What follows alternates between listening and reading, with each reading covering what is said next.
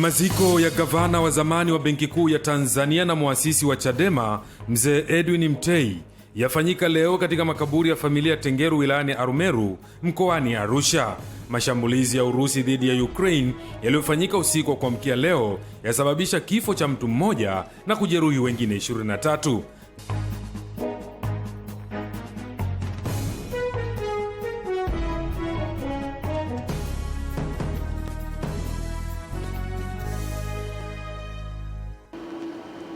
Naam, mtazamaji, ni Jumamosi ya Januari 24 mwaka 2026. Karibu sana katika habari ya kutwa. Mimi naitwa Emily Lazarus, ndio kusomea habari za kitaifa na kimataifa. Michezo pale baadaye itasomwa na Sports Lady Witness Ngalala. Kushoto kwangu nayemuona katika picha ndogo hapo Tito Makombe, yeye anafasiri lugha ya alama. Karibu. Mwili wa gavana wa zamani wa Benki Kuu ambaye alikuwa muasisi wa Chama cha Demokrasia na Maendeleo Chadema na marehemu Mzee Edwin Mtei umezikwa leo nyumbani kwake Tengeru wilayani Arumeru mkoani Arusha. Maziko hayo yamehudhuriwa na viongozi mbalimbali wa kitaifa wakiongozwa na Waziri Mkuu wa Jamhuri ya Muungano wa Tanzania Mheshimiwa Dr. Mwigulu Nchemba aliyemwakilisha Rais wa Jamhuri ya Muungano wa Tanzania. Akizungumza wakati wa ibada ya mazishi, Waziri Mkuu Dr. Mwigulu Nchemba amesema serikali itaendelea kumwenzi hayati Edwin Mtei kwa kutekeleza kwa vitendo miradi muhimu ya maendeleo yenye tija kwa wananchi ikiwemo miundombinu. Mzee Mtei alikuwa anapenda maendeleo na tunajivunia alama alizoacha. Nitumie jukwaa hili kumwelekeza Waziri wa Fedha na Waziri wa Ujenzi. Natambua serikali ilishaelekeza kujengwa kwa njia 4 kutoka Tengeru mpaka Kia. Walikuwa wanakamilisha mchakato wa manunuzi kipande cha Tengeru kwenda Usa. Jambo hili likamilike mara moja, ujenzi wa barabara za njia 4 uendelee haraka kama alama kwamba leo Mzee Mtei alitukusanyisha hapa. Viongozi mbalimbali wa kisiasa na kidini wameendelea kusisitiza umuhimu wa kumwenzi marehemu Mzee Mtei kwa kuimarisha upendo, mshikamano, haki na umoja wa kitaifa. Kilichomnyima nini? Hofu ya Mungu. Kwa hiyo na wewe uwe na hofu ya Mungu mahali popote Mungu anapokuweka kulingana na kipawa chako. Ndio legacy aliyoiacha na watoto wake wamesoma mahali hapa bila kificho. Ni mtu mkweli asiyeyumba katika misimamo yake, lakini anayetekeleza ahadi zake. Akisoma wasifu wa marehemu mtoto wa marehemu Edwin Mtei, Mashinda Mtei amesema familia itaendelea kumwenzi baba yao kwa kudumisha misingi aliyowaachia, huku akiishukuru jamii kwa msaada waliotoa. 1965 aliteuliwa kuwa gavana mteule, gavana designate, ili afanye matayarisho ya kuzindua Benki Kuu ya Tanzania. Mwaka 1966 aliteuliwa rasmi kuwa gavana wa kwanza wa Benki Kuu ya Tanzania.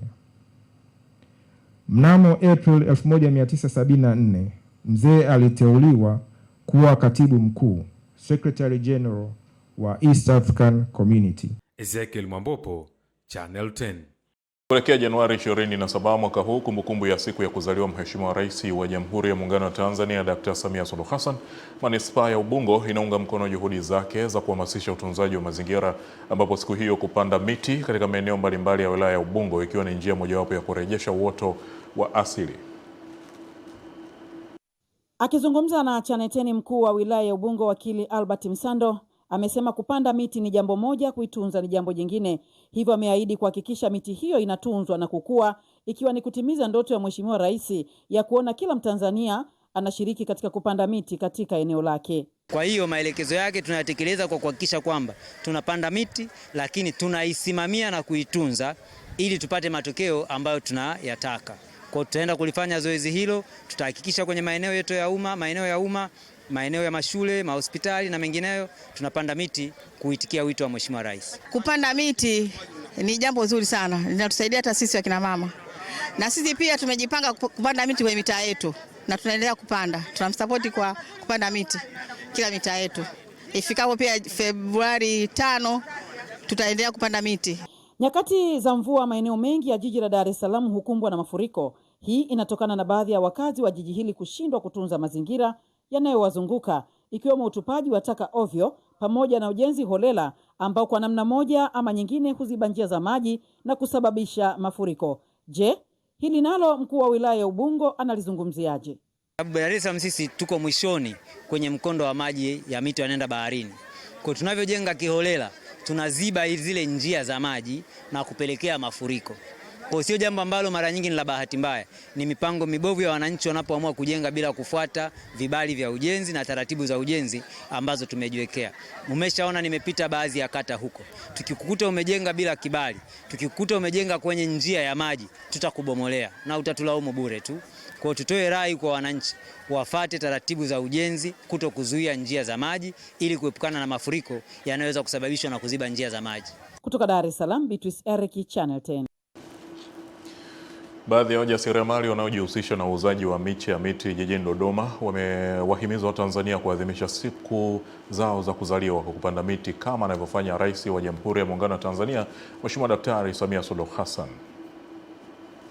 Wakizungumza jijini Dodoma, wajasiriamali hao wamesema tangu Mheshimiwa Rais aasisi kampeni ya Dodoma ya Kijani kipindi akiwa makamu wa rais, kumekuwa na mwamko wa uboreshaji wa mazingira katika mkoa wa Dodoma. Ni mabadiliko makubwa kwa mkoa wa Dodoma. Kwa mfano, kiingia Dodoma sehemu mbalimbali ambayo nje ya mji kuna kijani, kuna mambo ya bustani mazuri zaidi. Unaweza kusema sio Dodoma. Na wameshabadilika watu. Sasa watu wameshabadilika, wanapanda miti mbalimbali. Mwamko upo, umesaidia, wateja wameongezeka na watu baadhi wameamka. Kwa mfano, kipindi cha nyuma kabla ya hapo watu walikuwa wanasubiri msimu wa mvua. Kwa sasa hivi wananunua kila wakati, msimu yote ya kiangazi, masika wananunua miti. Aidha, wananchi hao ambao hujihusisha na uzalishaji na uuzaji wa miche ya miti ya vivuli, matunda na maua wamewataka Watanzania kuiga mfano Mheshimiwa Rais katika kutunza mazingira. Watanzania kwa sema kila mtu akiamua kufanya kitendo kama hicho, haki yangu tena na hapa Tanzania itakuwa sehemu kubwa sana na itakuwa kwenye mataifa itaonekana ni ya kijani na ni zaidi kabisa. Tena nashukuru sana kwa kitu kilichokifanya Mheshimiwa Rais. Ni kizuri sana. Yaani katufundisha kwa kweli, kisha tufungua akili fulani. Tutaanza kusherehekea miaka yetu tunayozaliwa, tunasherehekea kwa kupanda mti. Sababu mti ukiupanda unaita kumbukumbu kwamba bwana tarehe fulani nilipanda huu mti. Tanzania itakuwa ina miti ambayo ni mingi sana. Yaani itakuwa ni miti mingi, itakuwa kuna wa kijani pia, na mvua huwa zinasumbua, hizi zitakuwa zisumbue. Sababu kijani itakuwa ni mwingi. Vile vile itakuwa kuna ubaridi ambao ni kwa muda mrefu. Kutoka jijini Dodoma, Leonard Mwacha, Channel 10. Serikali ya Mapinduzi ya Zanzibar kupitia Wizara ya Afya ya Zanzibar imetilia na saini mkataba wa ujenzi wa hospitali ya rufaa ya mkoa wa Kaskazini Unguja inayotarajiwa kujengwa katika eneo la Mahonda. Utiaji saini wa hospitali hiyo na ujenzi wake unaotarajiwa kuchukua muda wa miezi 18 umeshuhudiwa na Kaimu Waziri wa Afya Zanzibar, Dr. Saada Mkuya Salum. Akizungumza mara baada ya shughuli ya utiaji saini kukamilika, Dr. Saada Mkuya Salum, Kaimu Waziri wa Afya ambaye ni waziri wa nchi afisi ya Rais Ikulu, amesema ujenzi wa hospitali hiyo ni adhma ya Serikali ya Mapinduzi ya Zanzibar awamu ya 8 ya kuboresha huduma za afya kwa wananchi. Hospitali ya mkoa itakuwa ni upgraded version ya hospitali ya Lumumba. Tunaiona Lumumba sasa hivi.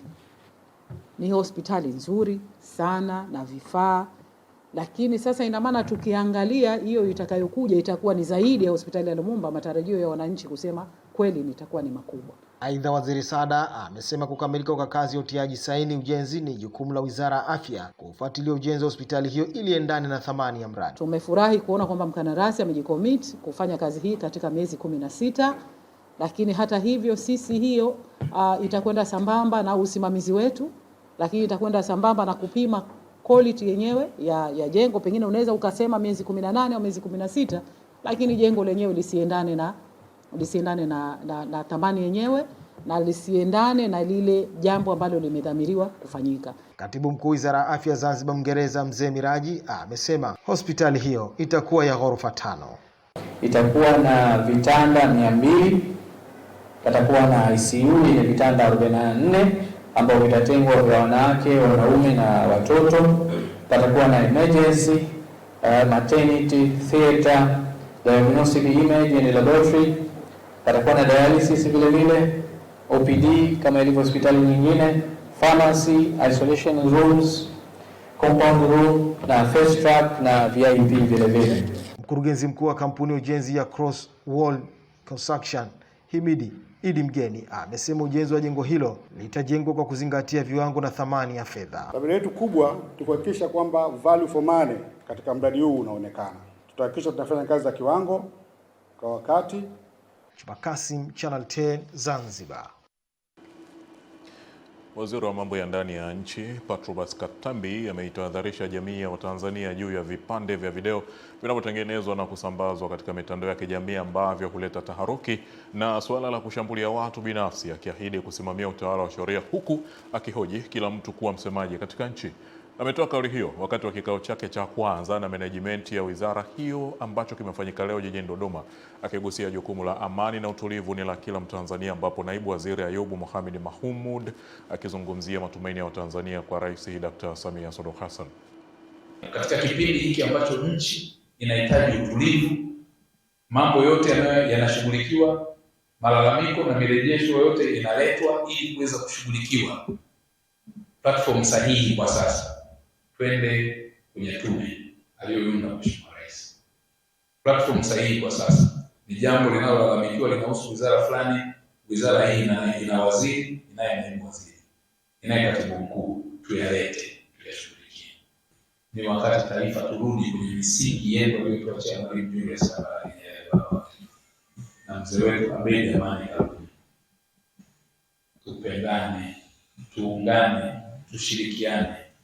Palipo na dosari za uvunjifu wa taratibu na sheria, niko hapa. Sisi tuhakikishe kwamba kila mmoja kati yetu ana deliver as efficiently as possible ili matarajio hayo yaweze kufikiwa. Matumaini yangu Mheshimiwa Waziri kwamba timu hii itakuwa ni winning team and there is not a losing team. Na kwa sababu ni winning team, basi Mheshimiwa Waziri, I believe kwamba you will succeed kuongoza wizara hii katika hali ya ufanisi mkubwa.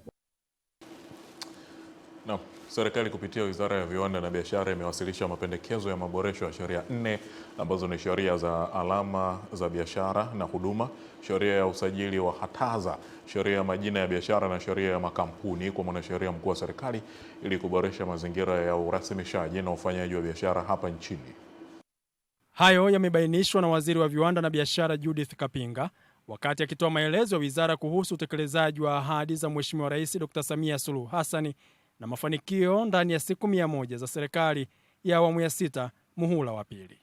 Tumeshawasilisha kwa mwanasheria mkuu wa serikali mapendekezo ya maboresho ya sheria 4 ili kuboresha mazingira ya urasimishaji na ufanyaji wa biashara katika kipindi hichi ambacho tunafungua fursa kwa Watanzania. Tumeanza kuhakikisha na tutahakikisha kuwa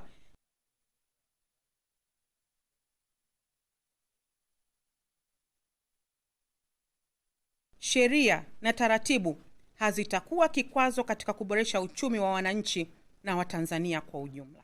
Ameongeza kuwa katika kipindi hiki cha siku 100, makampuni mapya zaidi ya 4,000 ambapo zaidi ya 50% yanamilikiwa na vijana yamesajiliwa, huku akisisitiza kuwa serikali inaendelea kusimamia kanuni za kulinda biashara za wazawa. Hata kupitia BRELA wiki 2 hazijapita tumefanya tena tumetembea tena kwa mfano Kariakoo. Na yale mapungufu ambayo tumeyaona tumewaambia TAMISEMI, lakini kwa upande wetu sisi tuko vizuri. TAMISEMI wameonyesha ushirikiano na hata zile leseni chache ambazo inaonekana zilitolewa baada ya zuio tumeshazifanyia kazi na tumezitoa. Wizara hii imebeba ndoto za vijana wengi, kwa sababu katika uchumi wa leo hatuwezi tukawa mashujaa wa kujenga uchumi wa kuzalisha bidhaa na kuziuza zikiwa malighafi. Lazima tuzalishe, tuongeze thamani, tupate mapato. Na ndicho ambacho wizara inakifanya. Ndani ya siku hizo 100, wizara hiyo imefanikiwa katika maeneo 12 ikiwamo kutoa mikopo, kuondoa kodi ya ongezeko la thamani yani VAT kwa wafanyabiashara wazawa wanaouza bidhaa kwenye masoko ya nje ya Jumuiya ya Afrika Mashariki, pamoja na mitaa ya viwanda na kongani kuzalisha ajira zaidi ya 26,000. Amani Mbando, Channel 10, Dodoma. Naibu Waziri wa Fedha Mheshimiwa Laurent Luswetula ametoa rai kwa Watanzania kutembelea vivutio vya asili vilivyopo hapa nchini ili kukuza utalii wa ndani pamoja na kuongeza pato la taifa. Naibu Waziri Luswetula ametoa rai hiyo mkoani Tanga alipotembelea hifadhi ya mapango ya Amboni ikiwa ni sehemu ya utalii wa ndani akiwa katika ziara ya kikazi mkoani humo, ambapo amesema mapango hayo ni tunu ya kipekee ambayo nchi imejaliwa kuwa nayo, ikiwa na kila aina ya maajabu ambayo ni kivutio kwa Watanzania na wageni kutoka nje ya nchi wanatakiwa kushuhudia. Kwa ndugu zangu wa Tanzania, na mimi nichukue fursa hii kuweza kuwa taarifu ya kwamba mapango ya Amboni ni mali ambayo kiasi kwamba ni lazima tuwekeze kwa kiasi kikubwa utalii wa ndani na utalii wa nje kuweza kufika hapa ili kunyanyua uchumi wa nchi yetu ya Tanzania. Akizungumzia kuhusu hifadhi hiyo, mhifadhi wa hifadhi ya mapango ya Amboni Ramadhani Rashid amesema mazingira ya hifadhi hiyo yameboreshwa na kurahisisha ziara za wageni wanaotembelea eneo hilo ambalo licha ya kuwa na mapango pia lina wanyama wa misituni na majini ikiwemo mamba walioko kwenye mto Mkurumuzi unaopita karibu na hifadhi hiyo. Kuna maficho ambayo kwa kweli ni muhimu sana kuyaona kwa wanaopenda kutembelea eneo hili. Lakini na mwisho kabisa, si kwa kukumalizia uhondo wa kutembelea eneo hili, tuna wanyama pia katika eneo hili. Yuko kima, wako popo, lakini pia tuna mamba katika mto ambao uko katika eneo hili. Na pango letu kubwa hapa ni pango lina vituo 17 na vituo hivyo vimegawanyika katika makundi makuu manne. Kuna kituo cha kihistoria, kijiografia, masimulizi ya kimapokeo na sehemu ambapo kuna mfanano wa maumbo tofauti tofauti. Katika hatua nyingine, Naibu Waziri wa Fedha Laurent Luswetula ametembelea hifadhi ya mikoko iliyopo jijini Tanga na kupongeza uongozi wa Wakala wa Misitu Tanzania TFS kwa ubunifu wao wa kuigeuza hifadhi hiyo kuwa sehemu ya kitega uchumi cha taifa pamoja na kuwa eneo la utalii kwa wananchi na wageni wengine kutoka nje ya nchi wanaotembelea mkoa wa Tanga. Esther Mtebe, Channel 10. Jumla ya wanafunzi 261 kati ya 741 waliochaguliwa kujiunga na kidato cha kwanza katika shule 3 za sekondari za kata ya Katoro wilayani Geita bado hawajaripoti shuleni, huku jitihada za kuwatafuta na kubaini walipo zikiendelea. Jumuiya ya wazazi ya Chama cha Mapinduzi CCM kata ya Katoro imefanya ziara katika shule za sekondari Kaduda, Shigongo na Sabila kwa lengo la kukagua mwitikio wa wanafunzi walioripoti. Mwenyekiti wa jumuiya hiyo amesema hadi sasa wanafunzi 480 pekee ndio wameripoti kwenye shule hizo 3, huku diwani wa kata hiyo Zubeda Musa amewataka wazazi kuhakikisha sababu za kiuchumi haziwi kikwazo na kwamba yuko tayari kuwasaidia wanafunzi wanaokosa sare na vifaa muhimu vya shule. Dakika za mwisho tutavumilia, kwa sababu tunahitaji kila mzazi apeleke mtoto shule, wawalete watoto ana uniform moja sawa. Lakini nimewahimiza walimu wakuu wawatangazie wazazi ambao hawatakuwa na mahitaji yamepungua, kwa mfano uniform, madaftari. Niko tayari kuwasaidia watoto hao walipoti haraka ili waje waendelee na masomo. Upande wao wakuu wa shule hizo 3 wamesema, kwa hiyo tumeshaondoa kabisa mahitaji mengi kwenye joining, na hata wakija wazazi basi hatuwapatii joining. Tunawaambia tu tunawapatia sare, wanaenda kushona. Mpaka sasa shule hii imepangiwa kupokea wanafunzi 100 na kati yao wanafunzi walioripoti mpaka sasa ni wanafunzi 62 na wanafunzi 38 bado hawajaripoti. Kwa tumetumia watoto tayari ambao wamesharipoti kwenda kuhamasisha, lakini pia tumejaribu kuongea na viongozi wanaotuzunguka kuweza kuongea na wazazi wa maeneo haya waweze kuhamasisha watoto waripoti. Wanafunzi wa shule ya sekondari Kaduda waliofanya vizuri kwenye matokeo ya kidato cha pili na kuifanya shule hiyo kushika nafasi ya pili kiwilaya wamesema motisha za viongozi zimechangia. Motisha inavyotolewa na viongozi inawashawishi na wale wengine wafanye vizuri zaidi. Zawadi hizi zinazotolewa na viongozi wetu katika jamii zetu zinaweza kutuongezea na wengine pia kuweza kusoma kwa bidii. Kutoka Geita, mimi ni Mrisho Sadik. Baraza la madiwani wa halmashauri ya Mtama wilayani Lindi limeagizwa kufuatilia ukweli juu ya tuhuma zilizowasilishwa mbele ya baraza hilo kwamba kuna baadhi ya watendaji wanaohusika na utoaji wa mikopo huomba fedha kama asante, yani bakshishi, vikundi vinavyostahili kupewa mikopo ya 10% ya mapato ya halmashauri ili wahusika hao wachukuliwe hatua kali za kinidhamu.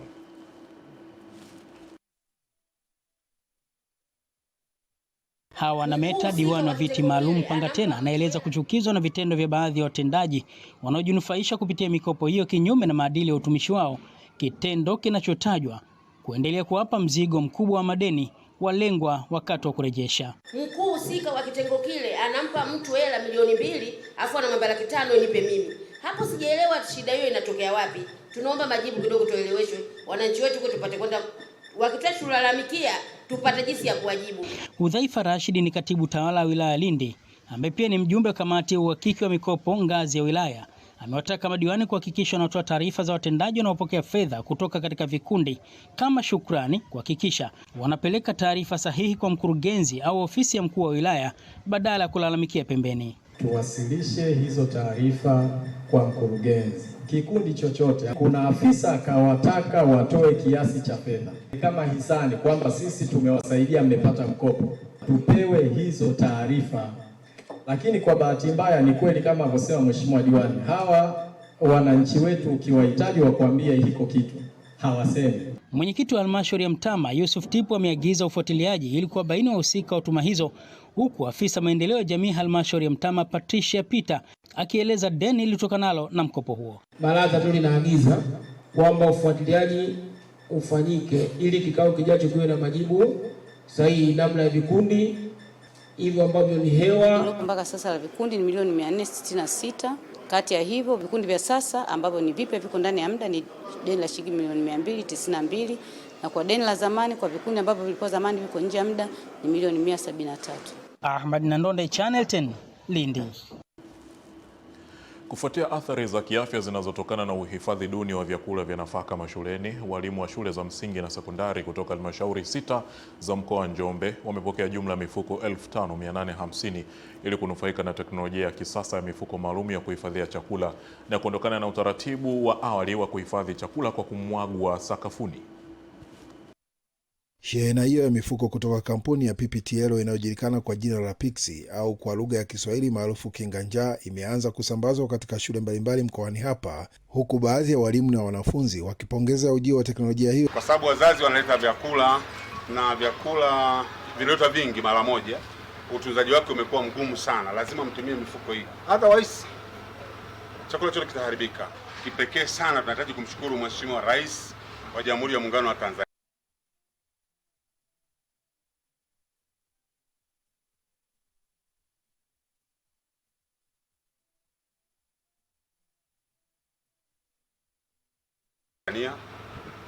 Samia Suluhu Hassan, ambaye anapambana kwa kila hali kuhakikisha watoto wanapata elimu, lakini watoto wanapata chakula safi shuleni. Nashukuru sana kwa sababu wazazi wanapokuwa hawaelewi, wanaleta vyakula vizuri shuleni, alafu wanakuja kuambiwa mtoto wako anauma kwa sababu ya chakula. Kwa upande wake, kaimu afisa elimu mkoa wa Njombe Mwalimu Leonard Msendo amewataka walimu kuhakikisha mifuko hiyo inatumika kwa kufuata maelekezo sahihi. Kwa kupata mifuko hii ya Kinganja, tuna garanti afya za watoto wetu, kwa maana ya kwamba tunapambana na swala zima la udumavu na athari za madawa ya kutunza vyakula. Sasa hii maana yake nini? Ni kwamba mifuko hii ni ya kilo 100. Kwenye ngazi ya kaya kwa familia inaweza ikawa inahitaji mifuko 9 ili kwamba waweze kupata chakula ambacho hakijatumia kemikali. Naye mshauri mwelekezi wa matumizi ya mifuko hiyo kutoka kampuni ya PPTL Bi Benedetta Majebele ameeleza namna teknolojia ya mifuko ya Pixi ilivyobuniwa mahususi kukabiliana na changamoto ya sumukuvu inayosababishwa na uhifadhi usio salama wa nafaka. Kuna mahindi tuliyahifadhi toka mwaka 2014 mpaka leo hayajabunguliwa na wadudu. Kwa hiyo kwa kweli tunaushukuru mkoa wa Njombe. Kutoka mkoani Njombe, Michael Patrick, Channel 10. Naam, Rais wa Jamhuri ya Muungano wa Tanzania Dr. Samia Suluhu Hassan ametoa pesa kwa ajili ya kusambaza umeme katika kaya 6910 kwenye vitongoji 64 katika jimbo la Kisarawe mkoani Pwani, ikiwa ni sehemu ya utekelezaji wa ahadi yake ya siku 100 aliyoitoa wakati wa kampeni za uchaguzi mkuu Tanzania mwaka 2025. Habari wilayani Kisarawe mkono Pwani, Mbunge wa jimbo la Kisarawe Dr. Seleman Jafo amesema mpango huo mkubwa wa Rais Samia kupitia REA na Wizara ya Nishati utakuwa ni mkombozi kwa wanakisarawe, kwani utaboresha sekta ya afya, sekta ya elimu pamoja na utekelezaji wa mpango wa matumizi ya nishati safi. Dr. Jafo aliyewahi kuwa waziri wa katika awamu tofauti ndani ya serikali ya Jamhuri ya Muungano wa Tanzania amemshukuru Rais Dr. Samia Suluhu Hassan kwa kutoa fedha za kuwezesha mpango huo, ambapo malengo ni kufikia mwaka 2030 vitongoji vyote viwe vimepata umeme. Mradi huu una faida kubwa sana kiuchumi, kijamii. Kwa mfano katika kiuchumi, swala zima la kibiashara, watu wenye biashara ndogo ndogo katika baadhi ya maeneo hayo ambao wengine walikuwa wanashindwa kufanya biashara hizo kutokana na kutokuwepo na nishati ya umeme. Hii sasa inaenda kuwa fursa katika eneo hilo. Katika upande wa viwanda vidogo, kama mnavyofahamu, wilaya ya Kisarawe miaka 5 ijayo tumejipanga katika ajenda kubwa ya ujenzi wa viwanda vidogo, vya kati na vikubwa. Kwa hiyo katika upande wa viwanda vidogo tuna imani kubwa sana wale kina mama, vijana wanaoshughulika na shughuli za biashara na kazi mbalimbali za kuchakata watakuwa na nishati hii ya umeme. Kwa hiyo itasaidia sana swala zima la ukuzaji wa sekta ya viwanda vidogo, ambao ndio lengo kubwa sana la serikali yetu ya awamu ya 6 na hasa kipindi hichi cha awamu ya 2. Baraza la madiwani la halmashauri ya wilaya Malinyi mkoani Morogoro limeeleza kufurahishwa na hatua ya Rais Samia Suluhu Hassan kuongeza idadi ya watumishi katika halmashauri hiyo, hatua itakayosaidia kuongeza kasi ya maendeleo. Pongezi hizo zimetolewa na mkurugenzi mtendaji wa halmashauri hiyo Hamisi Katimba wakati wa kikao cha baraza, ambapo wakisema kuwa watumishi wote waliofika kuanza kazi katika halmashauri hiyo wameshalipwa stahiki zao bila kuchelewa. Diwani wa kata ya Malinyi Maina Mrisho akiwakilisha madiwani wenzake alipongeza hatua hiyo ya ujio wa watumishi wapya ambao alisema kwa kiwango kikubwa watakuwa chachu ya maendeleo kwenye halmashauri hiyo.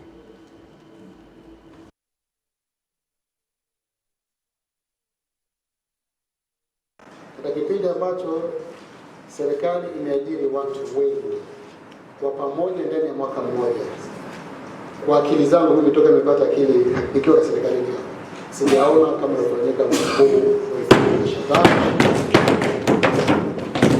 Hili ni zawadi kubwa sana ambao Mheshimiwa Rais mama yetu Samia Suluhu Hassan kwa kweli ametuheshimisha Watanzania kwa ujumla. Leo nimepata watumishi ambao siwatarajia hata kwenye maeneo mengine. Matio vijana miaka yote hata tio mmoja huwa tunachukua mtu mmoja idara ya utumishi ndio anakuwa tio, lakini sasa hivi tuna tio wawili. Hivi karibuni kwa taarifa niliyopata kutoka kwa mkurugenzi ni kwamba wameajiriwa watumishi 119. Sio kidogo ndugu zangu, Mheshimiwa Diwani, tumpigie makofi mheshimiwa. Kubwa sana. Naomba nitumie fursa hii pekee kukupongeza mkurugenzi wa halmashauri kwa sababu umetuhakikishia hapa kwamba hao watumishi 119 waliopatiwa hakuna ambaye anakudai. Hakuna ambaye anakudai. Sasa hiyo ni dalili njema kwamba hao watumishi hawatajuta kuja halmashauri ya wilaya ya Malinyi kwa sababu umeonyesha mwanzo mzuri, umeonyesha neema kwao. Mkuu wa wilaya ya Ubungo Albert Msando ametangaza kiama kwa vikundi vyote vilivyochukua fedha za mikopo ya halmashauri ya 10% kwamba hatamfumbia mtu yeyote macho, kwani fedha hizo zinapaswa kurejeshwa ili ziingie kwenye mzunguko, wengine waweze kukopa.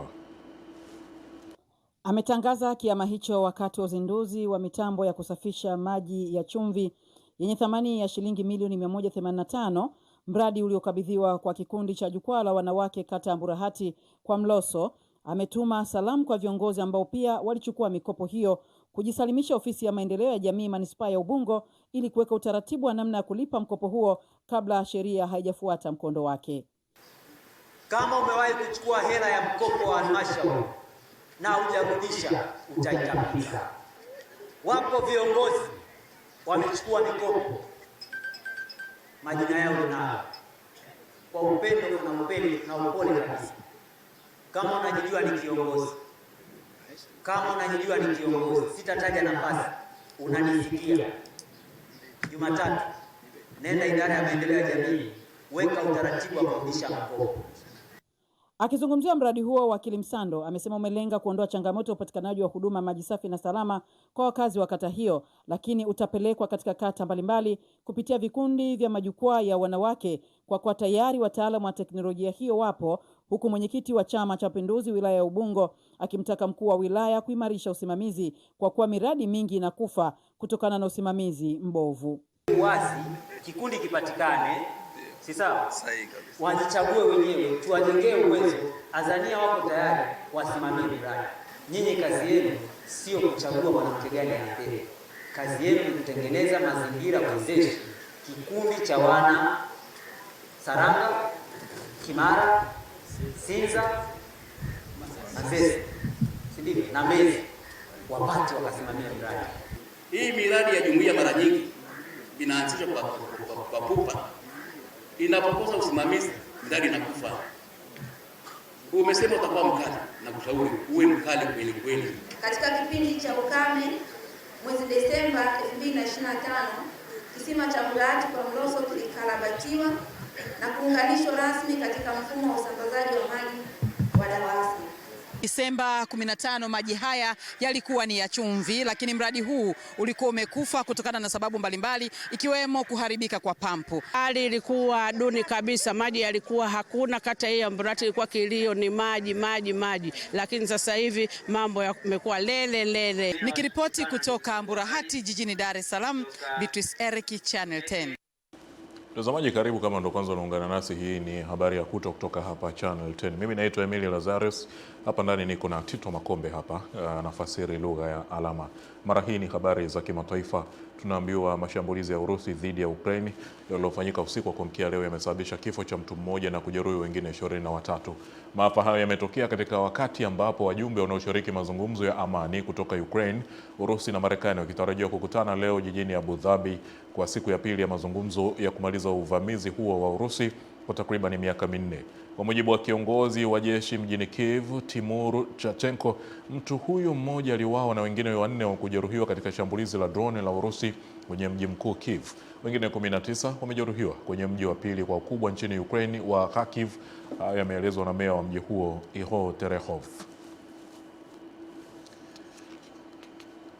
Na viongozi wa jukwaa la uchumi duniani wametaka mataifa na wafanyabiashara kutokujihusisha na misukosuko au vurugu, badala yake waangazie namna bora ya kuimarisha ukuaji wa uchumi wa nchi zao. Mkuu wa Benki Kuu ya Ulaya Christine Lagarde, mkuu wa shirika la kimataifa la fedha IMF Kristalina Georgieva na mkuu wa shirika la biashara duniani WTO Ngozi Okonjo-Iweala wamesema wakati wa majadiliano kwenye jukwaa hilo kwamba uchumi wa dunia umeonyesha uthabiti usiotarajiwa licha ya misukosuko. Wakuu hao wamesema bado kuna changamoto kama za viwango vya kutisha vya madeni ya serikali na ukosefu wa usawa. Hivyo nchi hizo zinapaswa kushikilia mpango wa ustahimilivu kutokana na uwekezaji kwenye sekta mbalimbali za kiuchumi wa ndani na ubia wa kimataifa.